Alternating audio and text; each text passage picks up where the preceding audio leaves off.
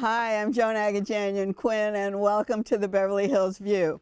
Our guest is award-winning artist Charles Arnoldi, who was born and raised in Dayton, Ohio, and in the late 60s, he was enrolled at Art Center in Pasadena.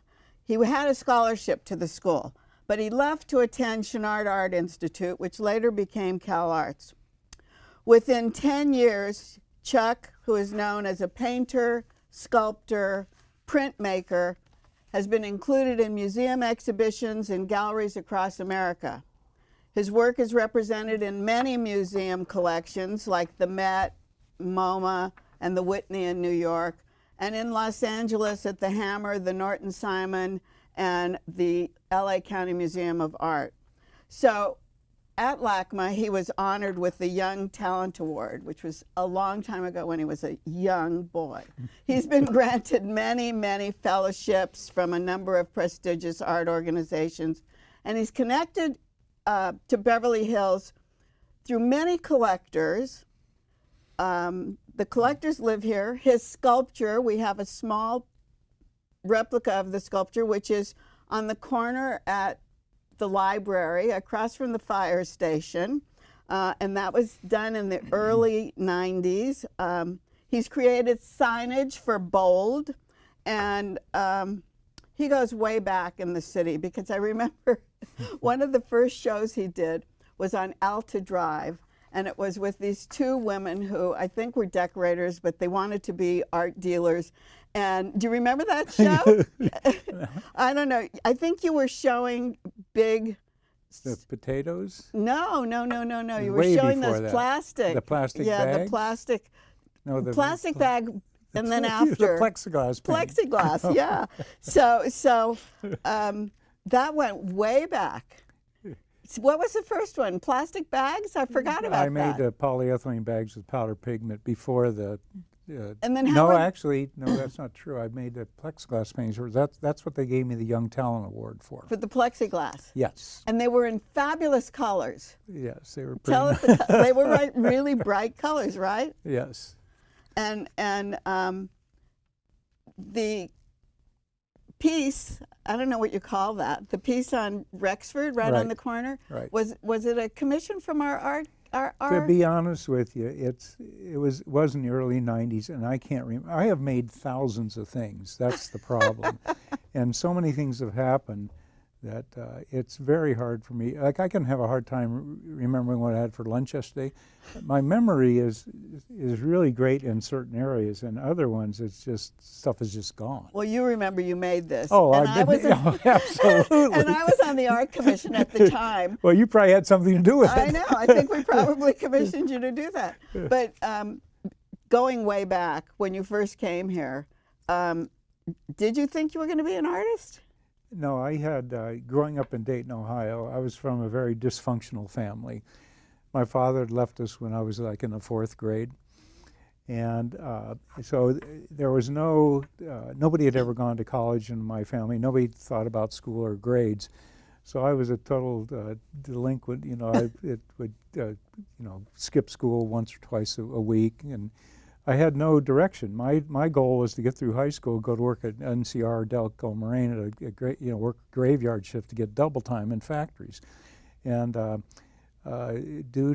got in a little trouble in my last year at high school, a couple months before graduation, and they were going to put me in a foster home. So my father, who was living in Thousand Oaks, agreed to take me. Oh, that's how you got here? Yes. That's how you came out here? Before that, I went to Kentucky once because my grandmother put my brother and I on an airplane so we could see what it was like to fly. So we went to Kentucky, and one time before my father left us, his father died in Little Italy in New York, and we went to his funeral. And those were the only 2 trips I ever had out of Ohio up until high school. Well, then when you got to Thousand Oaks, what were you going to do? What did you think you were doing? You were a teenager, right? I was a teenager. I had peg pants and a ducktail haircut, and I was a hood. Yeah. And the woman that my father married had a daughter and a son. The daughter was a year younger than me, and her brother was a year older, and they were surfers. So she had long blonde hair and everything. And I show up, I'm just this hood. And basically what happened was I didn't go to school all the time, so I came up with this thing where I would convince Connie and Bob, them, to cut school. And I was writing letters to the school. You have to excuse Chuck, and because you were writing your own letters? Yeah, writing letters that we were having a custody battle. And so the school called my father and his wife and us into the principal's office, and we sat down, and they said, "You're going to have to put this trial off until after school." And they were going, "What are you talking about?" And they produced all these letters that I'd handwritten on a glass table with my father's signature, writing. that you knew how to do it. Yeah. So I faked all these letters, so they sent me back to Ohio. But once I'd seen California, just flying in and just like I'd never seen a freeway, and it was just overwhelming. And so, once you see California, Ohio doesn't look like the center of the universe anymore. So I thought I'd come to California as soon as I graduated. It was only a couple of months away. And then how did you get to Chenard? Because that was like pretty heavy duty. Yeah, well, it's kind of I get very long-winded. I have to figure out how to abbreviate this. Basically, I told my mom I'm going back to California right after graduation.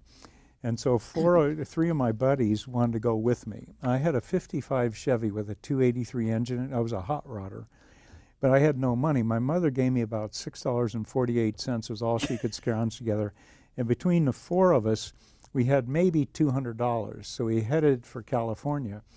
And we blew the engine up. We were just running like crazy. And we blew the engine up in Needles, California. Oh, well, you were not too far. Yeah, we got pretty far. Anyway, it was pretty tragic. And we limped into Orange County. And we painted a house, got a little bit of money. And then we went up to Thousand Oaks to my father's house, showed up unannounced, of course. And we were heavy drinkers and partiers in those days, beer, cheap beer, 101, And so we got in a little trouble there. And we were thrown out of the house. My father put us up for a few days. And basically, what happened was eventually the other boys went back to Ohio. My father let me come back, and I started working. And what I did was I always wanted a Corvette real bad. So I saved up some money. I was putting in sprinklers and tract homes, digging ditches and laying pipe and stuff. And I had enough money for a down payment for this Corvette I found down in Van Nuys at a car lot. And it was a piece of shit, basically. But I convinced my father to co-sign a loan for me. So I got this Corvette, and I immediately started fixing it up. I put a 327 engine in it and everything. And I was extremely proud of it. So when the summer came around, I told my dad I wanted to go back to Ohio to show off my hot rod. So I did that, and I stayed about 4 months, much longer than I planned. Oh, you did go back? Yeah, did you drive back? I drove back, and I drag raced everybody with it. I was a real show-off. But I limped back to California, and when I got to my father's house, I went up unannounced, and my mother-in-law, I knocked on the door, she opened the door and said, "Your father doesn't live here anymore, and neither do you," and slammed the door in my face. And so I knocked on the door, "Where is he?" She said, "He's down in that Fleabag Hotel down in Thousand Oaks." So I went down to see him, and I went to the front office, and they said, "He's around back," and they were real nasty. And I go back to him, and I said, "Hey, I'm back." And he goes, "Oh, my God." He said, and I said, "I need a place to stay." He said, "You can't stay here. I'm broke." And he said, "I'm behind my rent. If you move in here, they'll throw me out." And then he says, "And by the way, I didn't make your car payments, and the bank's looking for you to repossess your car." No. So I was really upset. Anyway, I drove around the back streets of Thousand Oaks, and I had to sleep in the car. And when I woke up in the morning, I looked down the street, and there was a house being built, and it was like a box cantilevering out from a hillside. And I saw this thing. I thought, geez, I never saw anything like that. So I drove down the street and got out of my car. And I started walking through the thing, and this guy comes out with a hammer. He goes, "What do you want?" Because I still look like a hood in those days.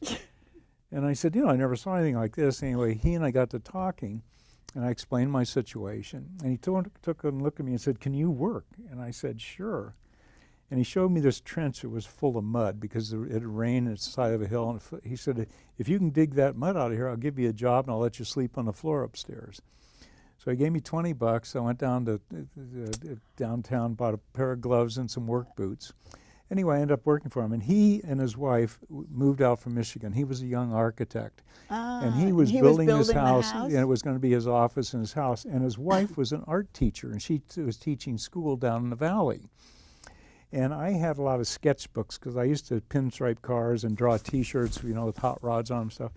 And she thought I had a lot of talent, and they encouraged me to go to school and study art. And I mean, I had no idea you could study art. That was so great, though, that somebody took you under their wing like that and it was helped remarkable. you. It really was. But the thing that's kind of far out is, by this time I'm turning into a hippie, by the way. Oh, you know, yeah, my hair is growing long and everything. And so they took me up to Ventura Junior College to enroll me. And it was still a couple of weeks out. And so when time came, I found a job down in Thousand Oaks working for a little arts, the guy had a little art school.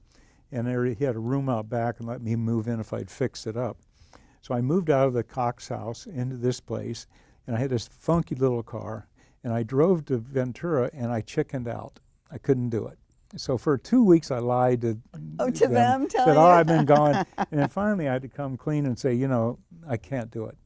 And they said, you're going to go to school next semester, we're going to take you up and actually enroll you, which they did. And so you started there. So I started in Ventura Junior College, and so I signed up for a whole, you know, ceramics and painting and drawing. But did they have anybody that was known working there then, teaching then? No. And it was really interesting because I would cut all the academic classes because I just, you know, even art history, I just couldn't handle it. But I could do really well in ceramics. I could throw pots right away. I could, you know, I could draw and, you know. But were you drawing in Dayton? Were you well, drawing? not really. When I was a kid, like I could make great tree houses. I could make great forts. I could make bows and arrows and spears and stuff. You know what? And yeah. That is exactly what you went into then, because you were using your hands, right? That's it. That's good. I got into making model cars, for instance, because I was a hot rodder, and I could, you know, couldn't afford to build real cars, so I'd enter car contests with my models, and I'd win. And so I got a lot of attention for stuff I could make or do. And in high school, if they ever needed a poster painted, they'd ask me to do it. Oh, so you were actually, you didn't think you were an artist, but you were doing things that were artists. Right, because that's where I'd get attention. See, I didn't get any love and attention from my family or, you know, parents. Right. But when I do stuff, people would pay attention to me. And so I think in the back of my mind, that's what justifies me being an artist, see?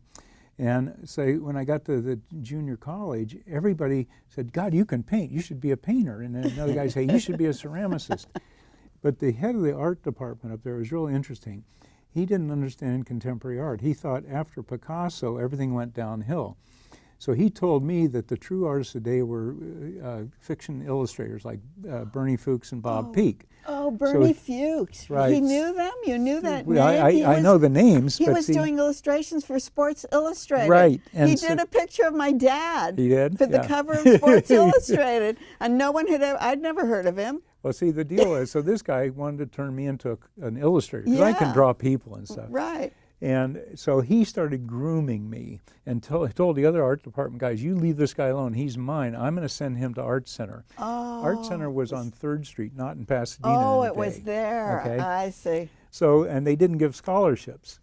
And so he had me doing senior work from Art Center. He'd give me these assignments to do, which I could do. Yeah. So he built a portfolio. But what happened was I met this girl, and she had a grandmother that was an artist in New York City. And I started looking at art magazines and going to museums a little bit, but not much. I still was kind of intimidated. So I really like guys like Franz Klein and de Kooning, and I was painting paintings like that, but they look like reproductions because I only saw them in magazines. And I was entering contests, for instance, at supermarket, you know, at shopping malls. Right. And almost every weekend I'd win $20 and a blue ribbon for paintings I'd make. Like abstract. That looked like art. Okay. I see. And so anyway, I got this bug to go to New York to see what it really looked like. So over the summer before Art Center, I took a bus and I went back to New York, and I slept on this woman's floor in her studio, and every day she'd draw me a map, go down here, get on the subway, get off here, walk 2 blocks, go to the Museum of Was she an artist? She was an old art, yes, and she lived down in the Village. And so I did all that, and I was astounded at what the paintings look like and In the person? scale and everything. So when I got back to Ventura, I told Mr. Dietz, who was grooming, I said, I want to be a painter. He said, you'll never amount to anything, and he was worried about the length of my hair and everything. He warned me, don't go to Chenard, you'll be a loser for life and everything. Oh. So he said, I want nothing to do with you. Well, wouldn't you know it, Art Center offered me a full scholarship. So I showed up at Art Center, and they put me in advanced classes right away because I could do all the stuff. And after I was there for about a week, they called me into an assembly for the freshmen. And I went and I sat in this, assembly with these kids. And there are all these fancy people, men and women on the stage with suits, and they're all smoking, and and they were telling stories about how successful they were. Just a year ago, I was sitting right where you are. I work on Madison Avenue for $100,000 a year and stuff. And I'm listening to this, and this one guy was pitching the idea. He worked for Mattel, and he said the problem with kids is they get a toy and they love that thing till it falls apart. So he came up with the idea with accessories for Barbie dolls, so that the parents would have to start keep buying more stuff. Right. And I listened to about 4 of these stories, and I thought, this is terrible. So I went in, got up, went in the office, said I quit, and they started yelling at me, we have a job for you on Madison Avenue. Anyway, I quit, and so I started hanging around Chenard. And it was the middle of the school year, so I just go and sit in on crits and stuff. So I decided to enroll. So the next semester rolled around, and I got a student loan, and I enrolled, and I met Laddie Dill. Oh, that's when you met Laddie Dill, and Yeah. that's when you guys became partners or whatever, lived together? We started the Acme Frame Company. Yeah, so that gets into the plastic boxes, right? Right. So go on. So the deal was, Laddie made these plexiglass boxes to present his work on Crit Day, and I'd never seen anything like that. So I approached him and said, what are those? And he showed just strips of plastic you could glue together. I thought, that's pretty damn clever. So basically, I get in school, and Disney's thinking about taking over Chenard to make it Cal Arts. Right. So these groups would come through, and I was in Stefan von Huen's sculpture class one day, funky old building. It was really great. And these people come in, and they're looking around, and they said, oh, this will never do. We got to get rid of this equipment, get some new equipment in here, shine this place up, because they were bringing people by to impress them. So they left, and I approached Stefan, and I said, hey, can I buy the table saw and the radial arm saw and stuff? He said, sure. So I used my student loan, and I found a loft downtown, and I rented it. And Laddie and I moved in and started the Acme Frame Company. And part of the reason was we could buy big sheets of plexiglass, because both of us were making plastic stuff. And I was spraying with lacquer and making these big plexiglass paintings. So Laddie and I would start hanging around the art world only to peddle art, to do frames to people. We had no idea about selling. You were selling frames. We're selling frames. But you were making art as well. Right, for for yourself. school. Oh, for school, right. See, but the thing is, at school, I started making these 6 by 6 foot plexiglass paintings, so I couldn't take them to school for Crit Day. So I'd say, if you want to see my paintings, you got to come over. Well, wouldn't you know it, Laddie and I met the women from the County Museum, and they were looking at artists for the Young Talent Award. So we invited them, come on down. Well, so the women were impressed. They sent Maurice Tuckman and Jane Livingston over. And wouldn't you know it, in 1969, I think it was, they gave me the Young Talent Award. Well, when I won it, I was called into the office at Chenard, and they said, we understand you got the Young Talent Award. You're not supposed to apply unless you're graduated from school. We also understand you bought some equipment from the school with your student loans, and you started the Acme Frame Company, and you're hiring other students. We would go, yeah. And they said, we're cutting out your loans. So I said, okay, I quit. And that's when you quit, so you quit. You didn't ever finish. Yeah, I quit. I was only there about 8 months. But were you thinking, because, people look at those boxes, because I have a beautiful yellow one, and there was a ruche right next to it with the radio, the yellow, and it was like you come on the landing and there's an Arnoldi and a ruche, they bounce off of each other. But how did you know you were going to be making art like that? The thing is, I think I just have incredible discipline and desire, I guess. And you're listening. I have an imagination. Okay? But everyone talks about that work as light in space, because were you thinking of light in space at the time? Here's the deal. When I entered the art world, that was sort of the prevalent thing, what people were interested in at that time. It's like the flu. You know, Wheeler, Irwin, you know, Dwayne Valentine, Peter Alexander, I know. Ron Cooper. Everybody was thinking light and space, and Ron Davis. And so I thought, you know, so okay, I'll get on board and do this too. Well, once I got the Young Talent Award, the thing I realized, I looked at those and I was getting this attention. I thought, you know what? I don't want to be one of the guys. So I thought, I'm going to stop this immediately. So I still did some plastic things. I did some resin things that looked more like elephant hide than clear plastic. I made polyethylene bags with powder pigment. And here's the thing. When Chenard said, painting is dead. See, I'm a dumb boy from Ohio, okay? That was like the thing to say at that time, right? Right. So painting and sculpture is dead. Right. Conceptual art and, you know, everything in performance art, which I cannot relate to even today. So my thought was, my job as a young artist, I'm supposed to make something that nobody's ever done before. And if I'm interested in paintings, I should figure out a way to make paintings without taking a brush and making paintings. So for several years, I would do things like I made tree branch paintings. Right. I made chainsaw paintings. Right. All this stuff. But were those dealing with shadows and light? Well, yes, in a way? They were. Yes. They were to me, because I think the tree paintings or the stick paintings were casting shadows on the walls. Well, see, the thing is, okay, I was stealing fruit with Jim Ganser in Malibu after a fire. You know, he said there was an orchard and it was exposed to the road, and he said, we better get up there and steal avocados and oranges before anybody else. And me being, okay, oh, let's go, Jim. So we're stealing fruit, and I'm standing there in the middle of this thing, and I'm looking at all these burned out, basically, you know, trees, and I thought, the branches are burned to charcoal lines. They look like hand-drawn charcoal lines, but I didn't have to make the gesture. So I thought, if I took a bunch of these lines back to the studio, I could figure out something to do with them. So I made some funny little, real simple pieces, and then I thought, you know, I could make a drawing with the tree branches, and because the branches are the structure, it justifies the image. It's like when I look at architecture, if I'm driving down the street and I see a building in 2x4s or steel beams, they're really fascinating and beautiful because everything there makes sense. Right. When they start to clad them is when they screw up architecture. Okay? When they cover those things. Right. Yeah. So my thought was the same thing. If I take tree branches and put them together, it's justifiable because everything there is part of the pattern. And then I put them on the wall so they cast shadows. They do cast so shadows. They are drawings. Right, right. And then, of course, I took them off the wall and I cast them in bronze and made them freestanding. Yeah, you did a lot of things. But, you know, it was all physical. And all this stuff was very physical. You had been used to being physical, right? You'd been like a workman taking this dirt out and laying pipes and that. So it was very physical. The one thing that I think about the light and space with the plastic boxes is you used to pummel out.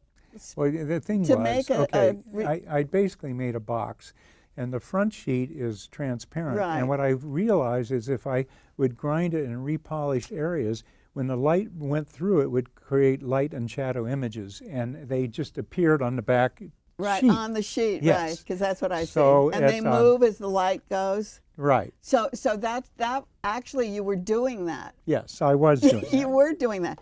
And then you got into trees. I want to move along a little bit, but I think it's great. And then the shadows and the physical work, and then the wood with the chainsaws. I mean, big blocks of wood. Well, the thing is, for instance, like I made the tree branch paintings. And at the time, back then, Irving Blum and Nick Wilder had the two best galleries in LA, and then there was Rico Mizuno. So there were actually three. And Rico Mizuno approached me. She wanted to show me after I got the Young Talent Award. Well, I wanted to show with Irving or Nick. And she said, I find you first. I tell both of them, hands off. So I had a show with Rico, and I made these tree branch paintings. And this guy, Harold Zeman, came through there and saw them and chose them to go to Documenta 5, which was a big, big deal. It was Germany, right? Yeah. So very early on, I got this exposure in Germany, which was really a boom. Yeah. And I showed with Rico several times. Well, she found a lot of people. Well, She I did, got she- Chris Burton's first show there with Rico. Rico And showed Ken Price. Via Selmans, Billy Al, Right. Ed Moses, everybody. Well, Rico's part of the scene. It Right. was all integrated. Right. And Rico's scene was a little bit more social than Irving's, and Nick was kind of a gay thing. So Rico's was kind of like more social and party oriented.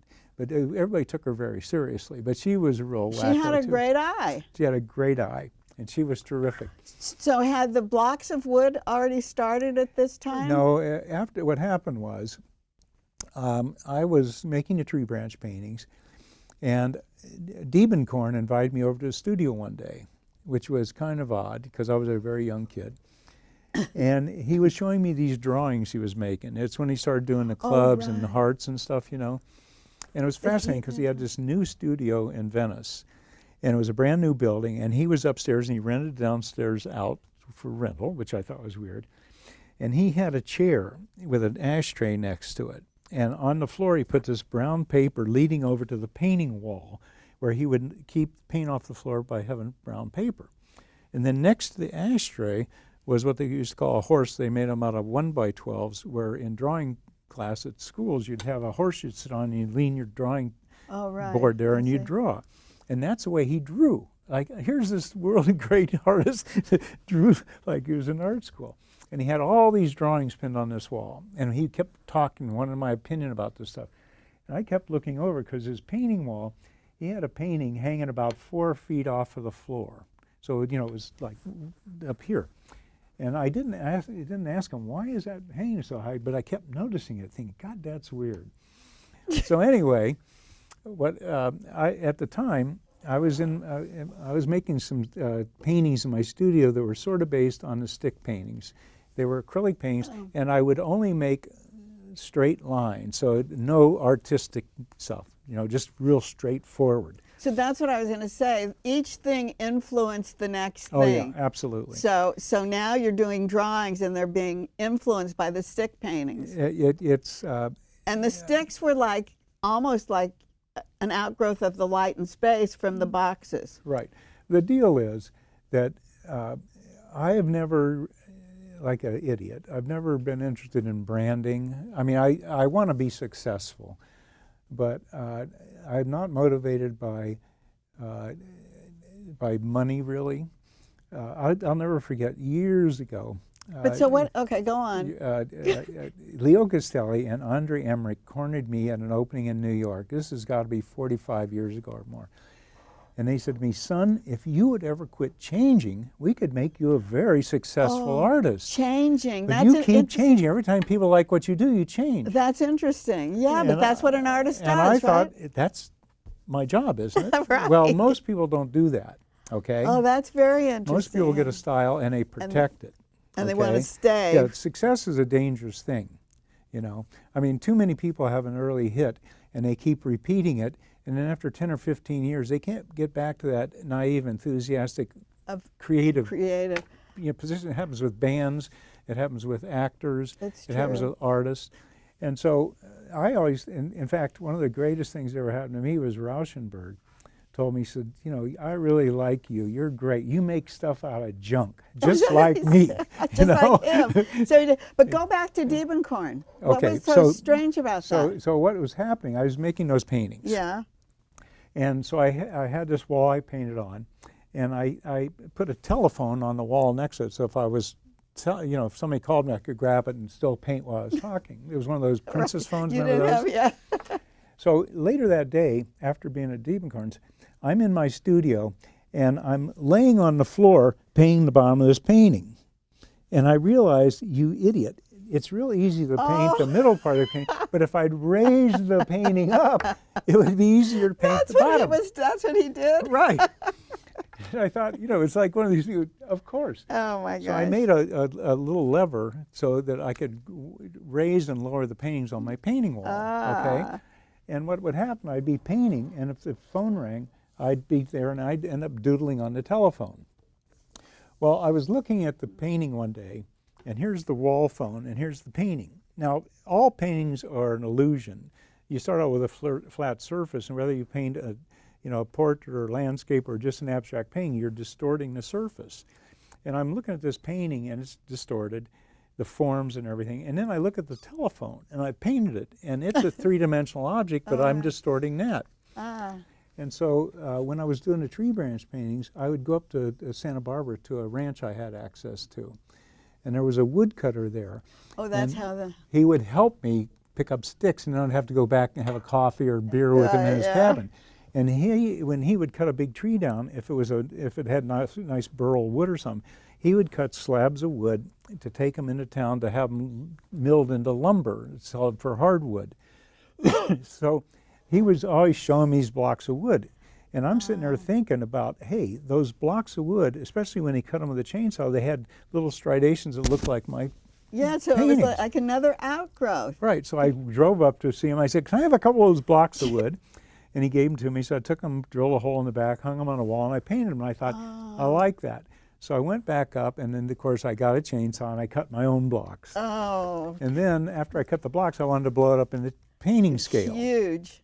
You made huge pieces. Yes. But the interesting thing was, because Katie, your wife, Katie Annawalt, had the lumber company, people thought you were getting the lumber from the lumber company. Everybody thought and they thought that was the big influence, but this is the influence from this ranch. And well, what happened, this is what's really interesting.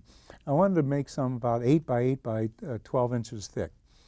And I couldn't get a piece of wood that big, so we started doing some research, and we contacted somebody like Weyerhaeuser. And he said, we could sell you slabs of wood that big, but we would have to go into virgin timber, cut a tree down that's hundreds and hundreds of years old, helicopter the pieces out to trucks, truck them to your studio, and it cost you like $5,000 a slab. To me, 5,000 was $1 million. So I can't do that. So in my wisdom, I thought, okay, why don't I glue plywood together? Oh, that's how it happened? So I started gluing plywood together. I put 2 sheets on the floor, 2 this way, and stack them up. And the first one I made was 12 inches thick, and it oozed out of the edges. We put a motorcycle and a table saw and everything on to weight it down. And then we couldn't get it off the floor, so Stanley Grinstein, who had a forklift company, so he sent a forklift to my studio to get the thing up, but it was too heavy. Oh, it was too heavy. Oh, it was unbelievable. So I started gluing plywood together to make the pieces. I'd make them sort of hollow back but thick on the edges. And when I started gluing plywood together, I liked the look of it. So I started making furniture like this frame, but shelves and stuff. And Frank Gehry was my neighbor, and he liked that look. So he started doing the plywood stuff. And he did a whole building for Jay Chiat, and this glued together plywood, frames and shelves and stuff has become very, very popular. But it started with me gluing plywood together to make. Oh, I didn't realize that's how those big chainsaws were, plywood glued together. Oh, I thought they were big hunks of wood. No, well, the ones this size are. The small ones were, But the big ones are the plywood. Huge. Oh. We're going to take a break. Good, because my phone's ringing. No, I don't need a break, but my phone, it's connected to my hearing aid, so I can hear my phone ring. We're going to take a break. So we'll be right back, and we're going to show you some pictures of what Chuck's done. Hart, what's going on? I'm leaving. Why? What did I do? Not enough. You constantly ignore me. You barely eat anything healthy. You're half as active as you used to be. The pressure is just too much. I quit. Okay, I get it. I'll do better. Just, please, don't leave. Okay. But remember, if I go, you go. Listen to your heart. Don't let it quit on you. Uncontrolled high blood pressure could lead to stroke, heart attack, or death. Get yours to a healthy range before it's too late. Queen is just my everything. His smile did it. His smile, his eyes, his knowledge. My landlord, he decided that he wanted me to move based on the fact that I was transgender.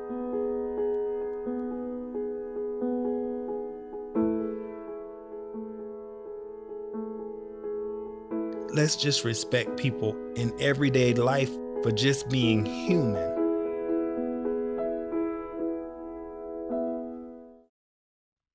Hi, I'm Joan Quinn, and welcome back to the Beverly Hills View. I'm here with artist Chuck Arnoldi. We've talked about a lot of his career. We've talked about how we got this far. I'm going to put some pictures on the screen, and I'm going to let Chuck just explain them. Okay. Hi, Chuck. Hi. All right, you want me to tell Yeah. you? That's basically tree branches and modeling paste. And I mean, you know, I could tell Is you. it painted? Well, I can't see it. Some are painted, some aren't. Some of the modeling paste I put pigment in, some was white. Oh, I Modeling see. paste was a new material that came out, and it was supposed to be marble dust in polymer medium. And so I bought a bunch of it to experiment with. And I was approached to make some prints, and at one point, and I didn't want to just make regular prints, so I told the printmaker if I could use the same materials I'm using in my studio, I could, you know, make prints off of tree branches and stuff. So I stuck them in some modeling paste and ground them down so there was a flat surface to ink up and print, but Oh, it that led was to the it. modeling paste. And this piece? That's a chainsaw painting. And that was like layers of, That's about 6 inches thick, and that one is about, I don't know, 7 feet or so tall, and about 6-7 feet wide. and the slashes were chainsaw. The slashes are made with a chainsaw, yeah. Okay, and this? That is a Hawaiian series. We built a house in Kauai, and I was making some black and white oil paintings, and I have a tiny, tiny studio there underneath the house. And I wanted to have some art supplies, so I thought I would take acrylic paint there. Oh, that's it? And to be honest with you, that's string theory, that's oil paint. This is fairly recent. That's within the last two or 3 years anyway. The Hawaiian painting is about 25 years ago. I see, okay. This is like string painting, you said? Well, the thing is, okay, as an artist, you know, I feel very privileged in that I get to go in my studio and make stuff. But there's as much doubt as there is confidence because you really never know where you stand. And when I was a young artist, like I told you before, if somebody came to my studio and anything I made looked like another artist, and they'd say, that looks like, I'd consider an insult. I see. Well, now, I read an interesting book called Sapiens a couple years ago. And Sapiens is a brief history of mankind. And basically, the Earth is billions of years old, okay? And at a certain point in time, microorganisms were there, and all of a sudden there's animals on the planet. And we are a species of animals, okay? We're extremely unique in that all other species have other species that are connected, like lions, tigers, house cats are related. Yeah. Humans, we're not. We're not sure why. But the thing that really separates us from the other animals is a couple of things. We have a thumb and a wrist and a shoulder, this kind of apparatus that we use to take care of ourselves. But we have an imagination. And we don't just survive and communicate about survival. We, in a sense, gossip. See, if I have an idea and I tell you, it's my idea about this thing, and then you might repeat it to somebody else. By the time it gets to the fourth person, it's this weird abstract idea that is really kind of But off. the fourth person thinks that they've done it. Well, Isn't that right? The thing is, that's how religions get formed. How, you know, I mean, we believe in stuff that's kind of crazy, like paper money. Yeah. You know, people, I mean, everybody wants paper money. Well, paper money is just paper, basically. It's all bullshit. Right. Anyway, so the thing is that certain ones of our species have been using this imagination and this ability for years, going way back. They think that just the idea of expressing themselves led to the idea that you could throw a rock, which became weapons, you know. And so this idea that we can do this and have abstract thoughts about what does this thing mean. Well, I am fortunate and I have an imagination and I can make stuff. I don't consider it really any better than a brain surgeon. I couldn't even think about doing surgery. I couldn't be a lawyer. You know, I mean, my brain doesn't work that way. So I'm very fortunate I can make stuff.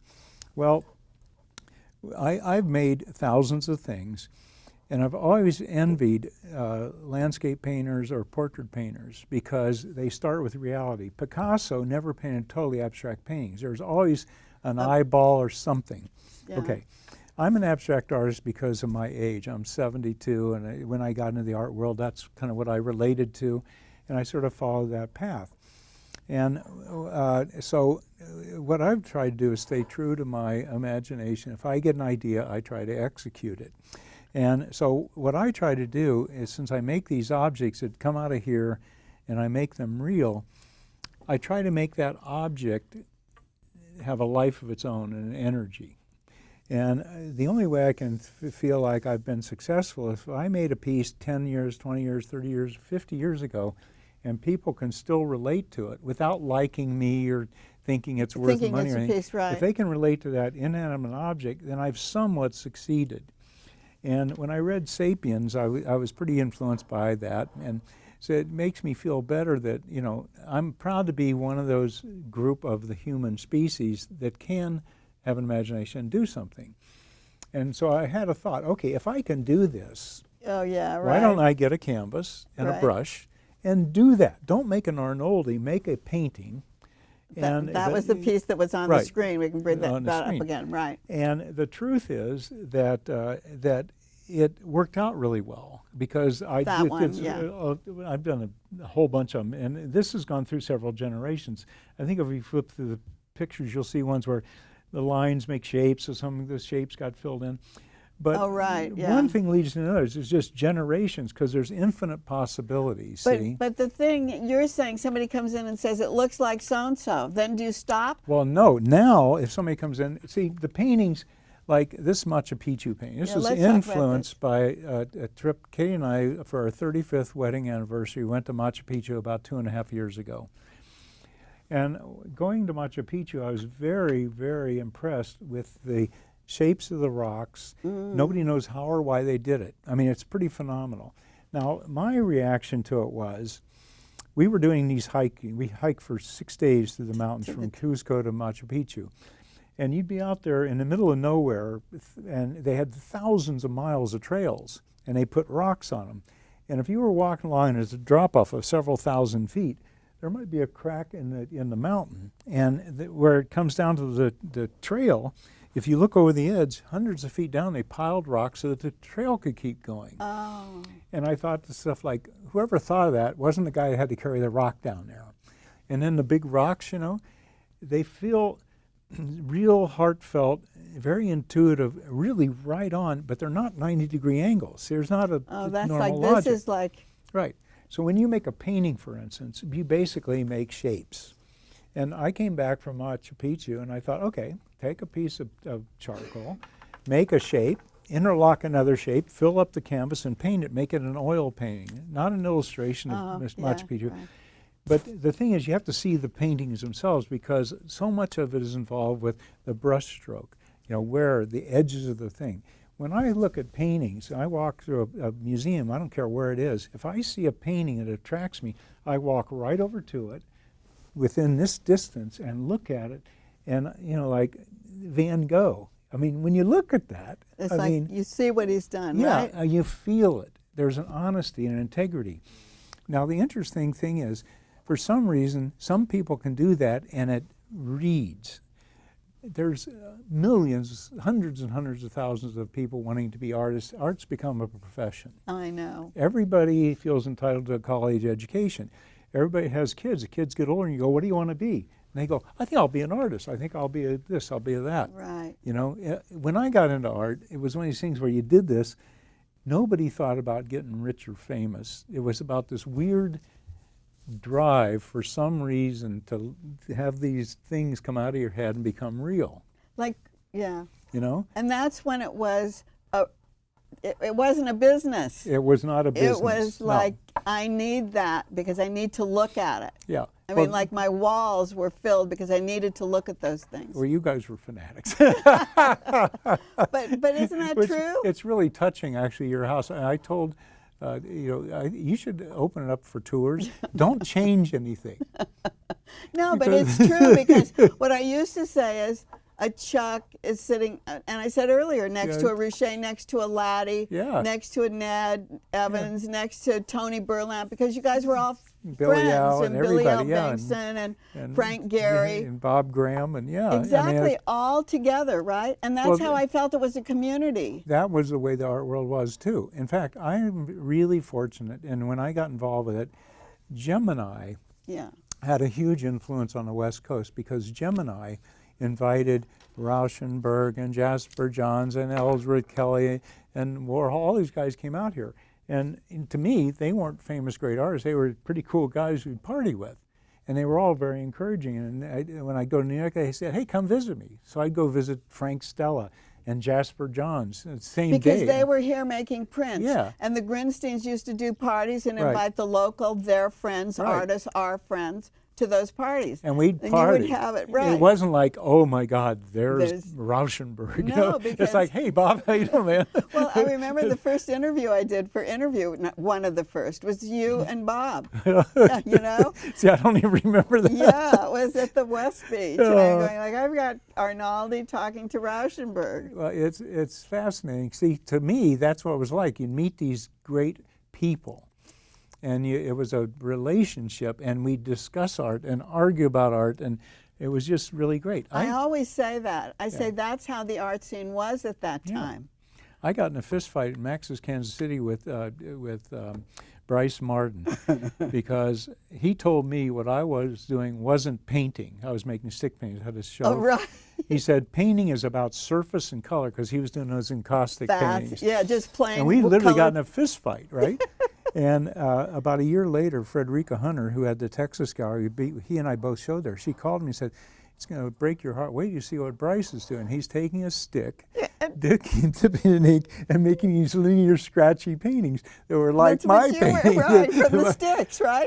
But Bryce and I are friends today, but it was one of these things where we were also passionate about what we did, and we exchanged ideas, and we'd argue with each other. No, this. No, that. But we celebrated everybody's art, their birthdays, their openings. Always it was we did. It was a celebration about this lifestyle that we were all doing. It wasn't business. No, that's how I feel, and I'm so glad you said that because I think that's the most important thing that's come out of what we've talked about today, is that not only were you an artist, but you were a comrade, which is a bad word to say, but it was community.